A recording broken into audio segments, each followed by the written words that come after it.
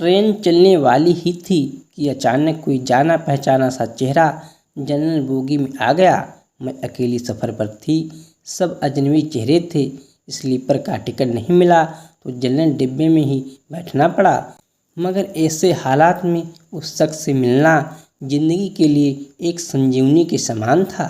ज़िंदगी भी कमबख्त कभी कभी अजीब से मोड़ पर ले आती है, ऐसे हालातों से सामना करवा देती है जिसकी कल्पना तो क्या कभी ख्याल में भी नहीं कर सकते। वो आया और मेरे पास ही खाली जगह पर बैठ गया। न मेरी तरफ देखा, न पहचानने की कोशिश की। कुछ इंच की दूरी बनाकर चुपचाप पास आकर बैठ गया। बाहर सावन की रिमझिम लगी थी, इस कारण वो कुछ भीग गया था। मैंने तिरछी नज़र से बचकर उसे देखा। उम्र के इस मोड़ पर भी कमबख्त वैसा का वैसा ही था। हाँ, कुछ भारी हो गया था मगर इतना ज़्यादा भी नहीं। फिर उसने जेब से चश्मा निकाला और मोबाइल में लग गया। चश्मा देखकर मुझे कुछ अतरज हुआ। उम्र का यही एक निशान उस पर नजर आया था कि आंखों पर चश्मा चढ़ गया था। चेहरे पर और सर पे मैंने सफ़ेद बाल खोजने की कोशिश की मगर मुझे नहीं दिखे। मैंने जल्दी से सर पर साड़ी का पल्लू डाल लिया। बालों को डई किए काफ़ी दिन हो गए थे मुझे, ज़्यादा तो नहीं थे सफ़ेद बाल मेरे सर पे, मगर इतने ज़रूर थे कि गौर से देखो तो नज़र आ जाएं। मैं उठकर बाथरूम गई, हैंड बैग से फेस वॉश निकाला, चेहरे को ढंग से धोया, फिर शीशे में चेहरे को गौर से देखा। पसंद तो नहीं आया मगर अजीब सा मुँह बनाकर मैंने शीशा वापस बैग में डाला और वापस अपनी जगह पर आ गई। मगर वो साहब तो खिड़की की तरफ से मेरा बैग सरकाकर खुद खिड़की के पास बैठ गए थे। मुझे पूरी तरह देखा भी नहीं, बस बिना देखे कहा सॉरी। भाग कर चढ़ा तो पसीना आ गया था। थोड़ा सूख जाए फिर अपनी जगह बैठ जाऊंगा। फिर वह अपने मोबाइल में लग गया। मेरी इच्छा जानने की कोशिश भी नहीं की। उसकी यही बात हमेशा मुझे बुरी लगती थी। फिर भी ना जाने उसमें ऐसा क्या था कि आज तक मैंने उसे नहीं भुलाया। एक वो था कि 10 सालों में ही भूल गया। मैंने सोचा शायद अभी तक गौर नहीं किया, पहचान लेगा। थोड़ी मोटी हो गई हूँ, शायद इसलिए नहीं पहचाना। मैं उदास हो गई। जिस शख्स को जीवन में कभी भुला ही नहीं पाई उसको मेरा चेहरा ही याद नहीं। माना कि ये औरतों लड़कियों को ताड़ने की इसकी आदत नहीं, मगर पहचाने भी नहीं। शादीशुदा है, मैं भी शादीशुदा हूँ। जानती थी इसके साथ रहना मुश्किल है, मगर इसका मतलब ये तो नहीं कि अपने ख्यालों को, अपने सपनों को जीना छोड़ दूँ। एक तमन्ना थी कि कुछ पल खुल के उसके साथ गुजारूँ। माहौल दोस्ताना ही हो मगर हो तो सही। आज वही शख्स पास बैठा था जिसे स्कूल टाइम से मैंने दिल से बसा रखा था। सोशल मीडिया पर उसके सारे अकाउंट चोरी छुपे देखा करती थी। उसकी हर कविता, हर शायरी में खुद को खोजा करती थी। वो तो आज पहचान ही नहीं रहा। माना कि हम लोगों में कभी प्यार की पिंगे नहीं चली, ना कभी इजहार हुआ। हाँ, वो हमेशा मेरी केयर करता था और मैं उसकी केयर करती थी। कॉलेज छूटा तो मेरी शादी हो गई और वो फौज में चला गया। फिर उसकी शादी हुई। जब भी गांव गई उसकी सारी खबरें आती थी। बस यही ज़िंदगी गुजर गई। आधे घंटे से ऊपर हो गया। वो आराम से खिड़की के पास बैठकर मोबाइल में लगा था। देखना तो दूर, चेहरा भी ऊपर नहीं किया। मैं कभी मोबाइल में देखती, कभी उसकी तरफ। सोशल मीडिया पर उसके अकाउंट को खोलकर देखें, तस्वीर मिलाई, वही था, पक्का वही, कोई शक नहीं था। वैसे भी हम महिलाएं पहचानने में कभी भी धोखा नहीं खा सकती।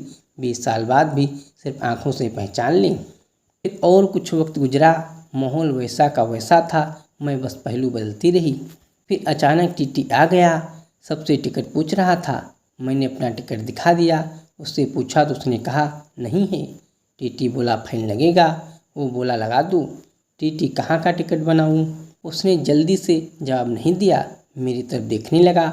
मैं कुछ समझी नहीं। उसने मेरे हाथ में थमी टीटी को गौर से देखा।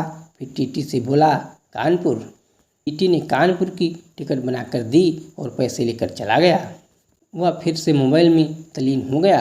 आखिर मुझसे रहा नहीं गया। मैंने पूछ ही लिया कानपुर में कहाँ रहते हो? वो मोबाइल में नजरें गड़ाए हुए ही बोला कहीं नहीं। वह चुप हो गया तो मैं फिर बोली किसी काम से जा रहे हो? वह बोला हाँ। अब मैं चुप हो गई। वह अजनबी की तरह बात कर रहा था। वो अजनबी से कैसे पूछ लूँ किस काम से जा रहे हो? कुछ देर चुप रहने के बाद फिर मैंने पूछ ही लिया, वहाँ शायद आप नौकरी करते हो? उसने कहा नहीं। मैंने फिर हिम्मत करके पूछा, तो किसी से मिलने जा रहे हो? वही सांचित उत्तर, नहीं। आखिरी जवाब सुनकर मेरी हिम्मत नहीं हुई कि मैं और कुछ पूछूं। अजीब आदमी था, बिना काम सफ़र कर रहा था। मुंह फेर कर अपनी मोबाइल में लग गई। कुछ देर बाद खुद ही बोला, ये भी पूछ लूँ क्यों जा रहा हूँ? कानपुर। मेरे मुंह से जल्दी में निकला, बताओ क्यों जा रहे हो? फिर अपने ही उतावलेपन पर मुझे शर्म सी आ गई। उसने थोड़ा सा मुस्कुराते हुए कहा, एक पुरानी दोस्त मिल गई जो आज अकेले सफ़र पर जा रही थी। फौजी आदमी हूँ, सुरक्षा करना मेरा कर्तव्य है।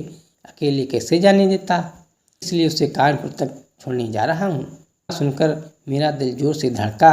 नॉर्मल नहीं रह सकी मैं, मगर मन के भावों को दबाने का असफल प्रयत्न करते हुए मैंने हिम्मत करके फिर पूछा, कहाँ है वो दोस्त? कम वक्त फिर मुस्कुराता हो बोला, यही मेरे पास बैठी है ना।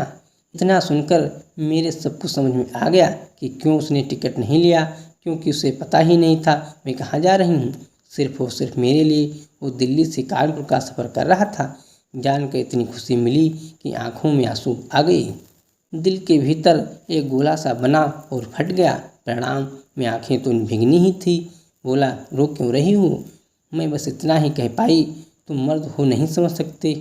वो बोला, क्योंकि थोड़ा बहुत लिख लेता हूँ, इसलिए एक कवि और लेखक भी हूँ, सब समझ सकता हूँ। मैंने खुद को संभालते हुए कहा, शुक्रिया मुझे पहचानने के लिए और मेरे लिए इतना टाइम निकालने के लिए। वो बोला, प्लेटफार्म पर अकेली घूम रही थी, कोई साथ नहीं दिखा तो आना पड़ा।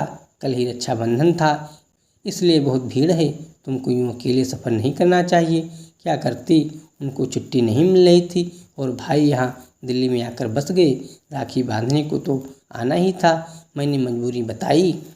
ऐसे भाइयों को राखी बांधने आई हूँ जिनको ये भी फिक्र नहीं कि बहन इतना लंबा सफ़र अकेले कैसे करेगी। भाई शादी के बाद भाई रहे ही नहीं, भाभीयों के हो गए, मम्मी पापा रहे नहीं। यह कहकर मैं उदास हो गई। वो फिर बोला, तो पति को समझना चाहिए, उनकी बहुत बिजी लाइफ है, मैं ज़्यादा डिस्टर्ब नहीं करती और आजकल इतना खतरा नहीं रहा, कर लेती हूँ मैं अकेले सफ़र। तुम अपनी सुनाओ, कैसे हो? अच्छा हूँ, कट रही है ज़िंदगी। मेरी याद आती है क्या? मैंने हिम्मत करके पूछा। वो चुप हो गया, कुछ नहीं बोला। तो मैं फिर बोली, सॉरी यूँ पूछ लिया, अब तो परिपक्व हो गए हैं, कर सकते हैं सी बात। उसने शर्ट की बाजू की बटन खोलकर हाथ में पहना वो तांबे का कड़ा दिखाया जो मैंने ही फ्रेंडशिप डे पर उसे दिया था। बोला, याद तो नहीं आती पर कम वक्त तेरी याद दिला देता है। कड़ा देखकर दिल को बहुत सुकून मिला। मैं बोली, कभी संपर्क क्यों नहीं किया? वो बोला, डिस्टर्ब नहीं करना चाहता था, तुम्हारी अपनी ज़िंदगी है और मेरी अपनी ज़िंदगी है। मैंने डरते डरते पूछा, तुझे छू लूँ? वो बोला, पाप नहीं लगेगा। मैं बोली, नहीं, छू लेने से नहीं लगता। और फिर मैं कानपुर तक उसका हाथ पकड़कर बैठी रही। बहुत सी बातें हुई। ज़िंदगी का एक ऐसा यादगार दिन था जिसे आखिरी सांस तक नहीं भुला पाऊंगी। वो मुझे सुरक्षित घर छोड़ गया, रुका नहीं, बाहर से ही चला गया। मुँह थी उसकी ड्यूटी, चला गया। उसके बाद उससे कभी बात नहीं हुई क्योंकि हम दोनों ने एक दूसरे के फ़ोन नंबर नहीं लिए। हालांकि हमारे बीच कभी भी नापाक कुछ भी नहीं हुआ। एक पवित्र सा रिश्ता था, मगर रिश्तों की गरिमा बनाए रखना जरूरी था। फिर ठीक 1 महीने बाद मैंने अखबार में पढ़ा कि वो देश के लिए शहीद हो गया।